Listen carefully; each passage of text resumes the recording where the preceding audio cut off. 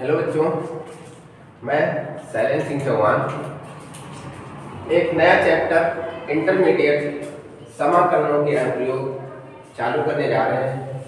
इस चैप्टर को पढ़ने के लिए हमें क्लास 11 की मैथ का अच्छे से नॉलेज होगा, तभी ये चैप्टर अच्छे से समझ में आएगा, वरना अच्छे से समझ में नहीं आएगा। तो इसलिए हम थोड़ा सा बेसिक पहले क्लास 11 का बताएंगे, उसके बाद हम क्लास 12 पे चलेंगे। ठीक, तो क्लास 11 में मुझे क्या क्या पढ़ा रहना होना चाहिए। तो क्लास 11 में एक चैप्टर था संघ परिच्छेद। तो संघ परिच्छेद में जो है आता है परवलय, अतिपरवलय, दीर्घवृत्त। ये जो चैप्टर है ये हमको पहले आने चाहिए, इनके समीकरण आने चाहिए, तभी ये चैप्टर जो है समझ में आएगा। ठीक, तो परवलय का समीकरण और अतिपरवलय के समीकरण, दीर्घवृत्त का समीकरण, ये सारे समीकरण आपको पहले बता देंगे। पर उससे पहले हम थोड़ा इसके बेसिक बताएंगे। समाकलनों के उपयोग का जो है इसका जो सूत्र कैसे बनता है, पहले उसका हम सूत्र निकालेंगे, फिर उसके सारे फॉर्मूले बताएंगे। तो इसका सूत्र निकालने के लिए अच्छा, समाकलनों के अनुप्रयोग जो है पढ़ क्यों रहे हैं।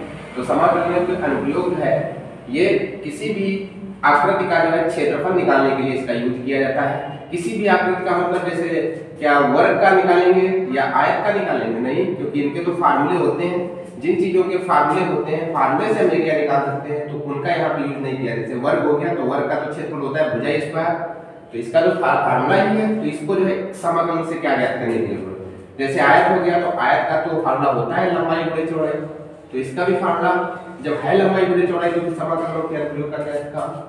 जैसे यहाँ पे बात करें हम वृत्त की, तो वृत्त की का भी फार्मूला होता है पाई आर स्क्वायर, तो इनके तो एरिया होते ही हैं, तो एरिया सूत्र से निकालेंगे। यदि अब हम इसका एरिया अभी निकालेंगे कैसे क्षेत्रों का, जैसे मान लीजिए क्षेत्र हमें मिल जाए कुछ ऐसा। अब इसमें कितने जो है वर्ग बनेंगे, कितने आयत बनेंगे, कुछ भी पता नहीं कहां से क्या बन रहा है। तो ऐसी आकृतियों के जो है हम समाकलन ज्ञात करने, ऐसी आकृतियों के क्षेत्रफल ज्ञात करने के लिए हम समाकलनों के अनुप्रयोग चैप्टर पढ़ते हैं। ठीक, तो जैसे हम यहाँ पे इसका फार्मूला कैसे बनता है, पहले वो फार्मूला निकालने जा रहे हैं। तो पहले बनाते हैं चतुर्थांश। ये x एक्सिस है और ये y एक्सिस है। यहाँ पे एक एरिया में ले रहा हूँ, मैं मान लेता हूँ एक फलन मान रहा हूँ, एक फलन, ये एक फलन है। ठीक, मैंने एक फलन मान लिया। कौन सा फलन है ये, तो ये जो फलन है वो मैंने किस पे बनाया है, x एक्सिस पे बनाया है। तो x एक्सिस पे जब बनाएंगे तो फलन ये क्या होगा, तो ये फलन बनेगा y फलन, मतलब x एक्सिस पे बना हुआ फलन है। कौन सा फलन है, y फलन। जब y एक्सिस पे फलन बनाएंगे तो वो फिर कौन सा फलन कहलाएगा, x फलन। तो y को ही लिखा जा सकता है, y किसके इक्वल होता है, fx के। ये क्लास 11 में आप लोगों ने पढ़ा हुआ है, क्लास 12 में भी जब समाकलन चैप्टर पढ़ा होगा तो वहां पे ये सिखाया गया है कि जो y होता है वो इक्वल होता है fx के, मतलब y बराबर होता है fx। तो y को fx लिखो या y लिखो, बात एक ही होती है। ठीक, तो यहाँ पे हम एक लिमिट बना रहे हैं। मैं एरिया को जो है बाउंडेड कर रहा हूँ। कौन सा एरिया मैं लूंगा, मैं मान लेता हूँ मैंने इतना एरिया लिया है a और ये एरिया है b। पहले मैंने लिमिट बना दी कि मुझे a और b के बीच का ही एरिया निकालना है, ये वाला एरिया मुझे फाइंड करना है। तो ये एरिया कैसे फाइंड हो पाएगा, तो इसके लिए मैं फार्मूला निकालूंगा यहाँ पे। ये कौन सा फलन है, तो इसको चाहो तो fx बोल दो और चाहो तो y बोल दो, बात एक ही है, fx बराबर y होगा। तो इसका एरिया निकालने के लिए इसमें एक हम स्ट्रिप लगाएंगे। स्ट्रिप से पहले मैं कुछ आप लोगों को बता रहा हूँ। जैसे यहाँ पे मान लीजिए एक सिंबल पढ़ा होगा समेशन, है ना, क्लास 10th में, क्लास 11th में भी पढ़ा होगा समेशन, जो इसको हिंदी में सिग्मा भी बोलते हैं। तो सिग्मा जैसे यहाँ पे लिखा होता था, इसका मतलब होता है बीजगणितीय योग। बीजगणितीय योग किन संख्याओं का योग ये करता है, तो इसका डिस्क्रीट जो सम होता है, डिस्क्रीट सम का मतलब लगातार। जैसे मैं यहाँ पे लिख दूं x = 2 और यहाँ पे मैंने लिख दिया 7 या कुछ भी लिख दिया और यहाँ पे मैंने ये लिख दिया। ठीक, ऐसे जो है हाई स्कूल में लिखा रहता था, ऐसा कुछ लिखा होता था। तो यहाँ पे अगर मैं लिखूं समेशन ऑफ x = 2 और यहाँ पे लिख दिया मैंने 7 और फलन ले लिया x²।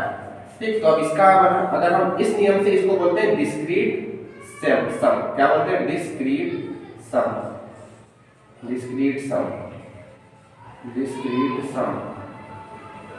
और जो समाकलन है उसका मतलब भी सम ही होता है। समाकलन का सिंबल होता है ये कौन सा सम होता है, इसे बोला जाता है कंटीन्यूअस सम। लगातार, कंटिन्यूअस सम। ठीक, तो इस सिंबल का मतलब होता है कंटिन्यूअस सम और इस सिंबल का मतलब होता है डिस्क्रीट सम। डिस्क्रीट का मतलब जो संख्या है उसमें क्या होता है, जैसे मैं यहाँ पे लिमिट लगा दूं 2 से 4 लगा दी, तो यहाँ पे क्या होगा, यहाँ पे भी होगा। अब 2 से 4 के बीच में जितनी भी संख्याएं आएंगी उनका सब का जो है सम यहाँ पे ज्ञात हो जाएगा। और यहाँ का मतलब, इसका क्या मतलब है, यहाँ पे जो लिखा है 2x = 2 से 7, तो यहाँ पे क्या ज्ञात होगा, यहाँ पे ज्ञात होगा पहले x के प्लेस पे हम 2 रखेंगे, फिर 3 रखेंगे, ऐसे ही 4 रखेंगे, फिर 5 रखेंगे, फिर 6 रखेंगे, या स्क्वायर है तो स्क्वायर करेंगे, x का स्क्वायर ना, और फिर 7 रखेंगे। अब यहाँ पे किसका योगफल जो है ज्ञात हो रहा है, यहाँ पे ज्ञात हो रहा है 2 से लेके 7 तक, पर यहाँ पे क्या है, यहाँ पे 2 से लेके 4 तक तो होगा, पर इसके बीच में जो भी संख्या आएगी, जैसे 2.1 हो गया, 2.2 हो गया, मतलब इनके बीच की कोई भी संख्या नहीं छूटती है, सबका सम होता है, कंटिन्यूअस सम, लगातार सम, सबका सम। यहाँ पे क्या है, डिस्क्रीट सम। डिस्क्रीट सम का मतलब यहाँ पे जो गिनतियां लिखी है उन्हीं का योग जो है फाइंड होगा। ठीक, तो कंटिन्यूअस सम का मतलब क्या हो गया, कोई भी गिनती नहीं छोड़नी। तो समाकलन का मतलब पता हो गया, ये होता है कंटिन्यूअस सम और ये होता है डिस्क्रीट सम। तो इसका भी यूज कर सकते हैं सम ज्ञात करने के लिए, पर इससे जो है ज्यादा मुझे दिक्कत होगी, तो इसीलिए हम इसका यूज करते हैं कंटिन्यूअस सम का। ठीक, तो अब उसके बारे में पढ़ेंगे, इसके बारे में नहीं पढ़ेंगे। इसका मतलब जानिए क्या होता है डिस्क्रीट सम।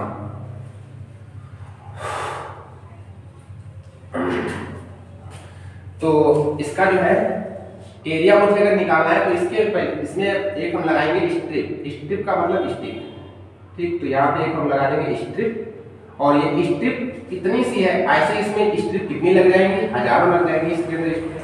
तो छोटी छोटी स्ट्रिप का इसका एरिया निकालेंगे, छोटी सी स्ट्रिप का एरिया निकालेंगे, और हम जब समाकलन कर देंगे तो इसके अंदर बहुत सारी स्ट्रिप होगी। तो क्या इसका मतलब है, समाकलन का मतलब क्या है, कंटिन्यूअस सम। जितना भी इसके अंदर स्ट्रिप होगी उनका सबका योगफल मुझे फाइंड हो जाएगा। तो ये स्ट्रिप अगर इसकी हम लेंथ ये किस पे पैरेलल बनाई हमने, y के पैरेलल, तो इसकी लेंथ हम मान लेंगे y किसके ऊपर है, fx के। और इसकी जो ब्रीथ हम मान रहे हैं वो मान लेते हैं ये x एक्सिस पे बनी है, तो ब्रीथ हो जाएगी, ये कितनी ब्रीथ होगी, x एक्सिस है, छोटी सी है, x पर x का छोटा सा भाग है, तो छोटे से भाग को क्या बोलते हैं, dx। छोटे से भाग को क्या बोलेंगे, dx। ठीक, तो अब इसका अगर एरिया निकालना है तो देखा है आयत ही बन गई है, तो आयत का क्षेत्रफल क्या होता है, तो लिखेंगे आयत का क्षेत्रफल। आयत का क्षेत्रफल क्या होता है, लंबाई गुणे चौड़ाई।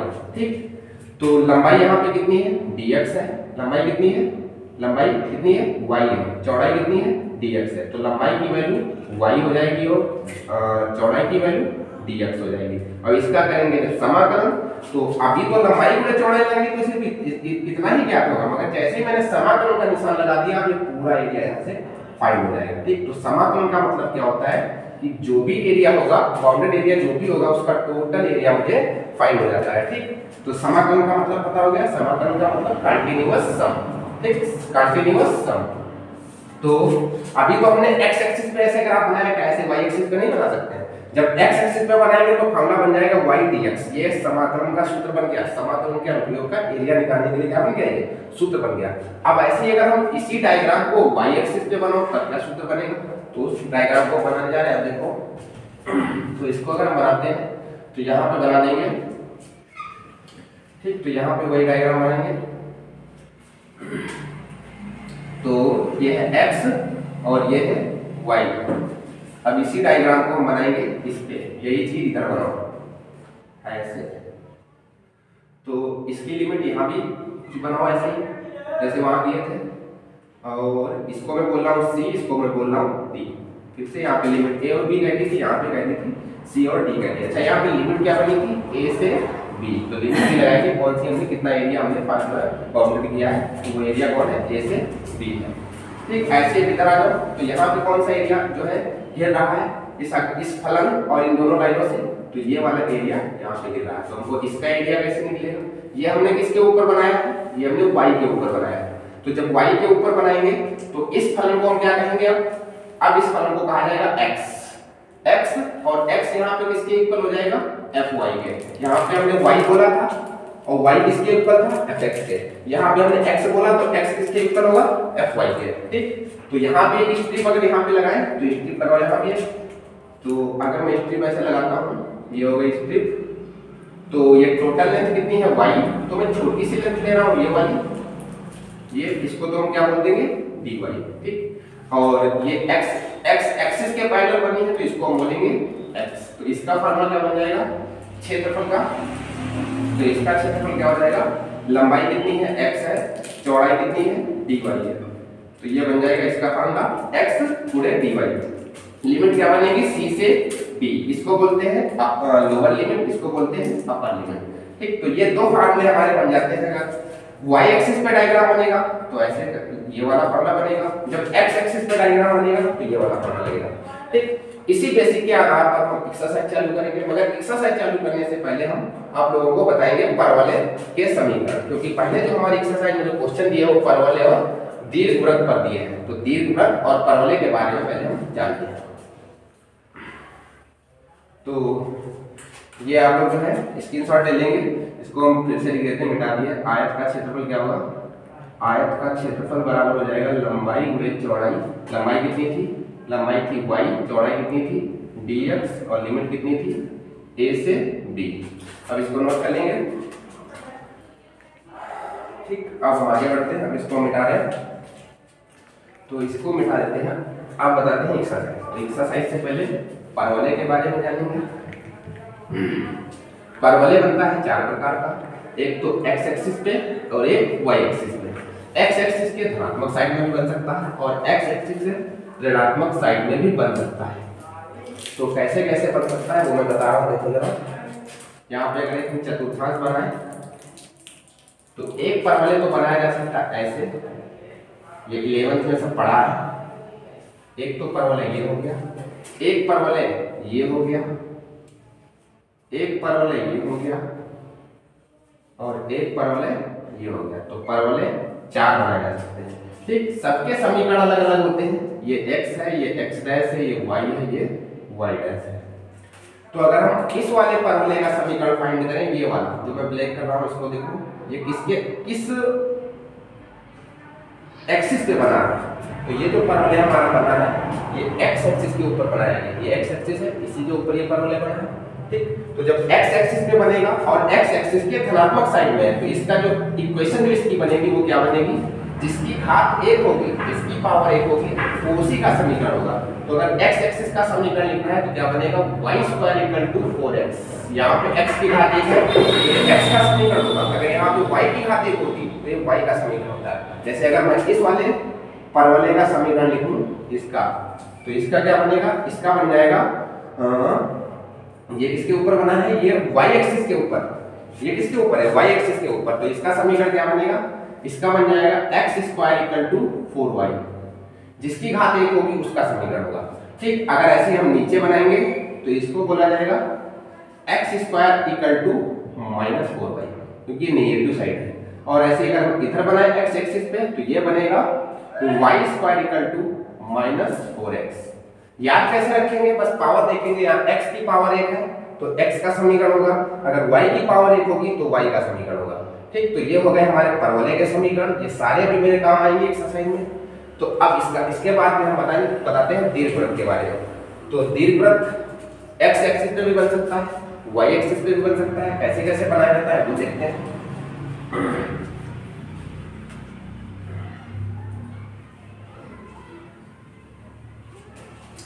तो दीर्घवृत्त बनाते हैं यहाँ पे। दीर्घवृत्त अगर ऐसे बना हो, ऐसे, तो ये देखो किसके ऊपर, थोड़ा अच्छा नहीं बना है,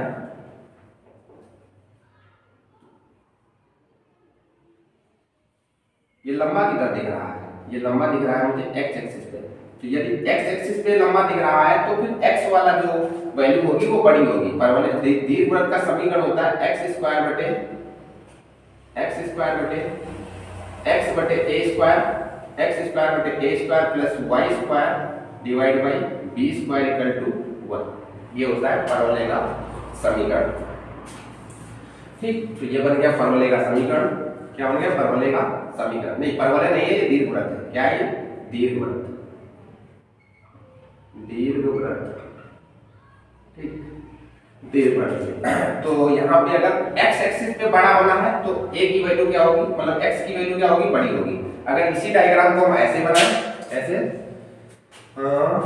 इस वाले डायग्राम को मिटा देते हैं, ये सारे फार्मूले लिख लेंगे, ये अभी एक्सरसाइज में काम आएंगे।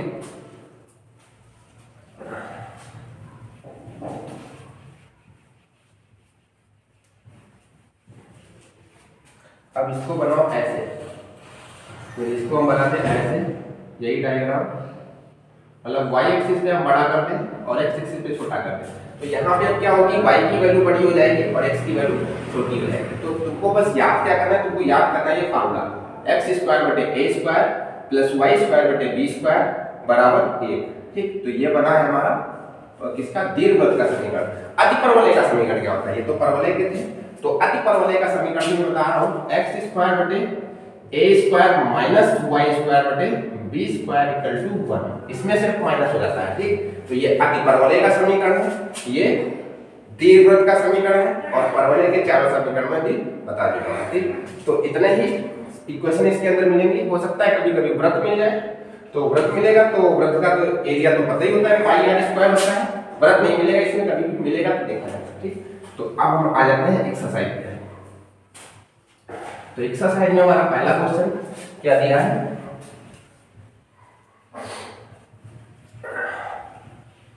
एक्सरसाइज में हमारा पहला क्वेश्चन दिया है y स्क्वायर इक्वल टू कितना है, x है, y स्क्वायर इक्वल टू दिया है x, और कॉमा x इक्वल टू 1 और x इक्वल टू 4, एवं x अक्ष से घिरे क्षेत्र का क्षेत्रफल ज्ञात कीजिए। जब x अक्ष से कह दिया है तो देखो पहले हम ये दिया क्या है वो देखो, यहाँ पे पावर किसकी 1 है, x की पावर 1 है, किसकी पावर 1 है, x की। तो ये किस पे समीकरण बनेगा, ये x पे बनेगा। यदि y की पावर 1 होती है तो y पे बनता है, ठीक। तो यहाँ पे अगर हम डायग्राम को बनाएं तो डायग्राम इसका बन जाएगा ऐसे, ये x है, ये x डैश है, ये y है, ये y डैश है, और ये मूल बिंदु है O। तो ये तो x की पावर यहाँ 1 है, तो ये बनेगा x के ऊपर ये डायग्राम, तो परवलय बन जाएगा ये ऐसे, तो ये बन गया परवलय, ठीक। ये परवलय का समीकरण दिया, इसलिए हमने परवलय बना दिया। अब कह रहा है x बराबर 1 और x बराबर 4 से घिरे क्षेत्र का क्षेत्रफल बताओ। तो ये तो 0 है, x पे यहाँ पे 0 होता है, हमें 1 लेना। तो यहाँ पे एक लाइन में मान लेता हूँ, ये एक लाइन है, और यहाँ पे x बराबर कितना है, 1 है, और फिर x बराबर 4 लेना है, तो यहाँ पे मान लेता हूँ मैं x बराबर कितना है, 4, ठीक। तो हमारा एरिया हमें पता हो गया कौन सा है, ये वाला एरिया मुझे फाइंड करना है। पर क्वेश्चन में उसने कह रखा है कि x अक्ष से घिरे क्षेत्र का क्षेत्रफल ज्ञात करो। जब x अक्ष से कहेगा तो सिर्फ ऊपर का ही ज्ञात करेंगे, x अक्ष से वैसे घिर तो नीचे भी रहा है, मगर जब वो क्वेश्चन में कह देगा कि पूरा ज्ञात करो तो नीचे का भी लेंगे। मगर जब क्वेश्चन में कह दिया है कि x अक्ष से ज्ञात करो तो सिर्फ ऊपर वाला ही लेंगे, नीचे वाला नहीं लेंगे। अगर क्वेश्चन में कह देता कि पूरा ज्ञात करो तो फिर नीचे वाला भी देते, ठीक। तो एरिया कभी नेगेटिव नहीं होता, इसलिए उसमें लगा लेंगे मॉड, मगर यहाँ पे नेगेटिव की बातें नहीं कही है क्योंकि यहाँ ऊपर वाला ही निकालना है। तो अगर हम इसमें एक स्ट्रिप लगाएं तो एक स्ट्रिप कैसे लगेगी, ये किस पे बना, x एक्सिस पे, तो स्ट्रिप इसमें कैसे लग जाएगी, ऐसे, ये लग गई स्ट्रिप। और पहले हम इस छोटे से भाग का एरिया निकालेंगे, समाकलन करेंगे तो पूरे से भाग का एरिया हो जाएगा, ठीक। तो यहाँ पे देखा जाए ये किसके ऊपर बना है, x के ऊपर, तो इसको हम बोलेंगे dx और इस लेंथ को बोलेंगे हम y, ओके। अब हमने अभी इसका क्षेत्रफल बताया था, इसका क्षेत्रफल कैसे निकलेगा, क्षेत्रफल इक्वल टू फार्मूला में मैंने क्या बोला था, क्षेत्रफल बताया था मैंने y इंटू dx, लिमिट क्या थी a से b। तो यहाँ पे a की वैल्यू कितनी हो गई 1 और b की वैल्यू कितनी हो गई 4। तो यहाँ पे रखो, पुट करो, तो a की वैल्यू कितनी हो गई 1 और b की वैल्यू 4। अब यहाँ पे y का मान मुझे पता होना चाहिए, तो y square equal to x है, तो y का मान कितना आएगा, स्क्वायर कर देंगे तो आ जाएगा y स्क्वायर इक्वल टू आ जाएगा रूट के अंदर x। अच्छा, यहाँ से x की y की वैल्यू निकालें तो y इक्वल टू आएगा रूट x, वो भी प्लस माइनस में आएगा। पर क्वेश्चन में उसने कहा ही नहीं कि एरिया नीचे वाला फाइंड करो, और एरिया कभी नेगेटिव होता भी नहीं, अगर माइनस भी लेंगे तब भी आंसर वही आएगा, ठीक। तो यहाँ पे हो जाएगा रूट x और dx, ये वाला dx। अब ये तो बहुत छोटा क्वेश्चन बन गया, समाकलन का क्वेश्चन बन गया है। रूट x की रूट की वैल्यू रख देंगे, रूट की वैल्यू कितनी होती है, x की पावर 1/2 इनटू dx, लिमिट कितनी है 1 से 4। अब इसका क्या कर देंगे, समाकलन कर देंगे, तो समाकलन अगर करें हम, तो इसका समाकलन करेंगे तो इसमें समाकलन का कौन सा फॉर्मूला लगेगा, इंटीग्रेशन, इतना तो पढ़ चुके होंगे समाकलन में, x की पावर n इनटू dx। तो इसका फॉर्मूला होता है x की पावर n प्लस 1 और यही डिवाइड में होगा n प्लस 1 प्लस c। ठीक, तो ये इसका फॉर्मूला लगा देंगे यहाँ पे। तो क्या हुआ है, पावर में एक जुड़ गया है, तो लिमिट समाकलन करने जा रहे हैं, तो x की पावर 1/2 प्लस 1 और यही काम नीचे भी करना है, 1/2 प्लस 1 और प्लस c। और लिमिट क्या बनी है, लिमिट इसकी है 1 से 4, लिमिट हमारी है 1 से 4। अब इसको सॉल्व करें तो इसके नीचे 1 पुट कर लेंगे, तो इसको मैं इधर सॉल्व कर दे रहा हूं, तो 1/2 प्लस 1, इसके नीचे 1 पुट करो, 1 कम 1 और 2 कम 2 और डिवाइड बाय 2 कम 2 तो आ जाएगा 3 डिवाइड बाय 2। तो इसको सॉल्व करने पे मिलेगा x की पावर 3 डिवाइड बाय 2 और यही नीचे भी मिलेगा 3 डिवाइड बाय 2 और लिमिट कितनी है इसकी, लिमिट है 1 से 4 और प्लस c। ठीक, अब ये 2 ऊपर, तो ये 2 ऊपर चला जाएगा, तो 2/3 x की पावर 3/2, x की पावर 3/2, x की पावर कितनी है 3/2 है और लिमिट कितनी है 1 से 4। अच्छा, लिमिट रखने का तरीका ये होता है, समाकलन में ये भी पढ़ा कि पहले रखी जाती है अपर लिमिट माइनस करके रखी जाती है लोअर लिमिट। पहले रखेंगे अपर लिमिट 2 डिवाइड बाय 3, यहाँ पे अपर लिमिट रखो तो 4 की पावर कितनी है 3/2 माइनस, फिर लोअर लिमिट रखेंगे तो 1 की पावर 3/2 और प्लस c। ठीक, अब अच्छा यहाँ तो हम एरिया फाइंड कर रहे हैं, तो एरिया में प्लस c लगाने की कोई जरूरत ही नहीं है, कोई समाकलन थोड़ी पड़ रहा है, तो यहाँ समाकलन नहीं लगाएंगे, ये मतलब c नहीं जोड़ेंगे। अच्छा, जोड़ने का क्या मतलब है, तो एरिया निकालना है, तो एरिया में कोई, ये तो हमने फार्मूला लगाया है यहाँ पे, इसमें c लगेगा क्योंकि ये समाकलन कर रहे थे, यहाँ तो हम एरिया फाइंड कर रहे हैं, तो एरिया में अच्छा ये अच्छा c जुड़ता क्यों है, तो ये जब हम अवकलन वाला चैप्टर जब आप लोगों को पढ़ाएंगे तो इसका मतलब बताएंगे कि c जो है वो क्यों जोड़ा जाता है। ठीक, ये अचर क्यों जुड़ता है, मतलब अवकलन जब कोई क्वेश्चन अवकलन का हो, अवकलन करने के बाद जब हम समाकलन करते हैं, समाकलन करने में पुनः जब अवकलन करते हैं तो हमारी वही पुनः राशि वापस आ जाती है, पर उसमें क्या नहीं आता, अचर नहीं आता, इसलिए अचर को जोड़ दिया जाता है। ठीक, अचर अपने पास से c जोड़ दिया जाता है, तो यहाँ पे c नहीं जुड़ेगा कि एरिया फाइंड कर रहे हैं। अब ये 4 की पावर 3/2 है, तो 4 की पावर 3/2 को क्या लिखा जा सकता है, 4 की पावर 3/2 को क्या लिखा जा सकता है, इसको अगर हम सॉल्व करें आगे तो मैं इधर सॉल्व कर दे रहा हूँ, इस क्वेश्चन को मैं अब इधर सॉल्व कर रहा हूँ। 2 डिवाइड बाय 3, यहाँ पे जो है इस 4 को मैं लिख सकता हूँ 2 की पावर 2 और इसकी पहले से पावर दी है 3/2 माइनस 1 की पावर तो चाहे जितनी भी कर लो वो एक ही रहती है और 2 से 2 कैंसिल हो जाएगा, तो 2 की पावर 3 बचेगी, तो 2 डिवाइड बाय 3, 2 की पावर 3 का मतलब -1, 2 पावर 3 का मतलब 8, तो 8 माइनस 1, तो अंदर कितना बचेगा, कितना बचेगा 7, 2 डिवाइड बाय 3 मल्टीप्लाई 7, तो मल्टीप्लाई करेंगे तो 7 में 14 डिवाइड बाय 3 और एरिया है तो इसका आंसर क्या हो जाएगा वर्ग इकाई। तो पहले क्वेश्चन का हमारा आंसर आ जाता है 14/3 वर्ग इकाई, ये हमारा पहला क्वेश्चन हुआ। ठीक, अब बिल्कुल सेम इसी प्रकार से दूसरा क्वेश्चन है, अब वो क्वेश्चन भी देख लेते हैं। दूसरा क्वेश्चन है तो उसको भी देखो। ठीक, इसको नोट कर लेंगे। अब दूसरे क्वेश्चन पे आ जाते हैं।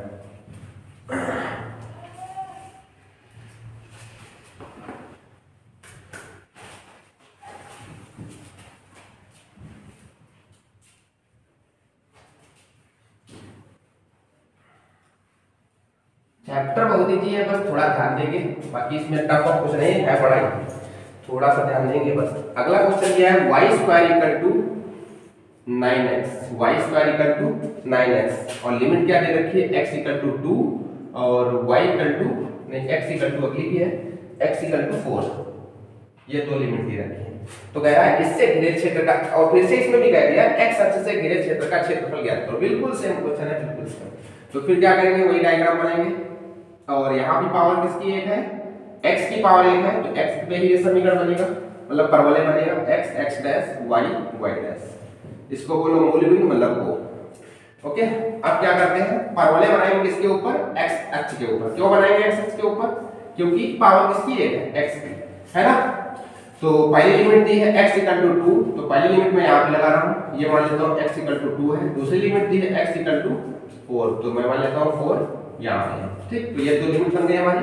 अब हमें कौन सा एरिया फाइंड करना है, ये वाला एरिया फाइंड करना है, ये वाला।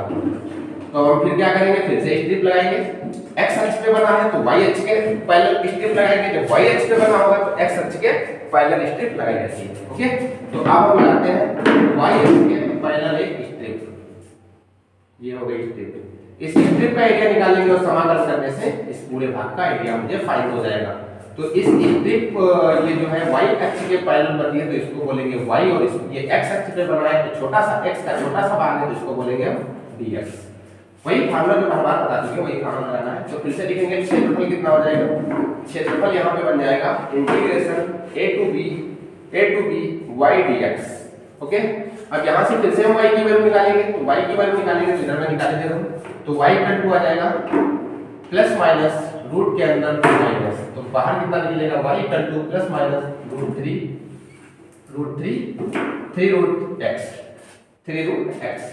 यहाँ भी देखा है तो नेगेटिव एरिया नीचे का कहा ही नहीं है, x अक्ष से गिरा क्षेत्रफल ज्ञात करना है। पूरे का कहेगा तब हम नीचे का लेंगे, पूरे का फिर से नहीं कहा है तो फिर से हम ऊपर नहीं लेंगे। जब पूरे का कहेगा तभी नीचे का लिया जाएगा। तो यहाँ पे इक्वेशन हमारी क्या फलन क्या बना है, y इक्वल टू आया 3 रूट x। तो यहाँ पे लिमिट को पुट करो तो लिमिट हमारी कितनी है, 2 से 4 और y की वैल्यू कितनी है 3 रूट x और dx।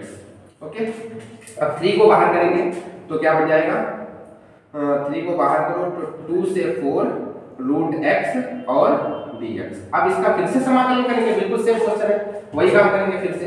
तो फिर से इसका समाकलन करेंगे, तो इसका अगर हम समाकलन करते हैं तो समाकलन कितना आएगा इसका, अभी किए थे रूट x का मान रख देंगे, x की पावर 1/2 हो जाएगी और बाहर कितना है 2 से 4 और 3 और इनटू dx। फिर समाकलन, तो समाकलन करेंगे वही फॉर्मूला x की पावर n वाला, तो 1/2 प्लस 1, यही काम नीचे भी होगा 1/2 प्लस 1, ठीक।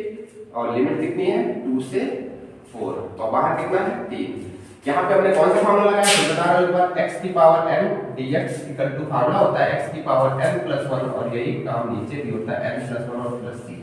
ये वाला फार्मूला मैंने यहाँ पे लगा दिया।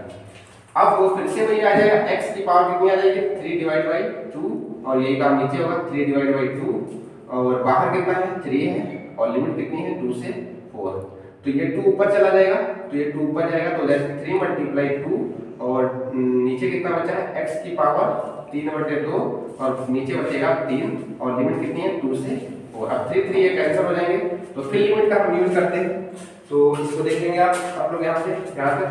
अब आगे देखो तो लिमिट रखिएगा, तो लिमिट हमारी क्या है 2 से 4 है, तो बाहर कितना है 2 है तो अंदर चलेगा हम, तो x की पावर कितना बना 3/2 और लिमिट है 2 से 4। अब लिमिट को पुट करो तो लिमिट रखेंगे 2, लिमिट है 4 तो 4 की पावर 3/2 माइनस 2 की पावर और यहाँ 2 की पावर 3 डिवाइड बाई 2, ये बन जाएगा। अब इसको सॉल्व करो तो इसको हम फिर से वही लिखेंगे 2 की पावर 2 और मल्टीप्लाई 3 डिवाइड बाई 2 और माइनस 2 की पावर 3 डिवाइड बाई 2, ये तो ऐसे रहेगी और इसको लिख सकते थे तो लिख लिया। और यहाँ से 2 कैंसिल हो जाएगा तो आंसर क्या बनेगा 2, आंसर बन जाएगा 2 की पावर 3, 2 की पावर 3 का मतलब 8 माइनस 2 की पावर 3/2, इसको बहुत जरा 2 को अंदर मल्टीप्लाई कर दो तो अंदर मल्टीप्लाई करेंगे तो हो जाएगा 16 माइनस, बस इसके अंदर मल्टीप्लाई कर दो तो 16 माइनस 2। इसको सॉल्व करना चाहो या सॉल्व करो या इसको यहीं पे छोड़ दो, बस यही इसका क्या हो गया आंसर हो गया। इसको सॉल्व करेंगे तो बुक वाला आंसर मैच हो जाएगा, तो ये हो गया वर्ग इकाई, ठीक। तो ये बन गया हमारा आंसर। अब अगर हम अगले क्वेश्चन की ओर बढ़े तो अगला क्वेश्चन अब हम अगले वीडियो में बताएंगे क्योंकि वीडियो काफी लंबा हो रहा है। तो अगले जितने भी क्वेश्चन बचे हैं अब वो हम अगले वीडियो में बात करेंगे, क्योंकि आप बेसिक पता नहीं वीडियो जो है थोड़ा बड़ा हो गया। अगले वीडियो में हम सारे क्वेश्चन ही सॉल्व करेंगे।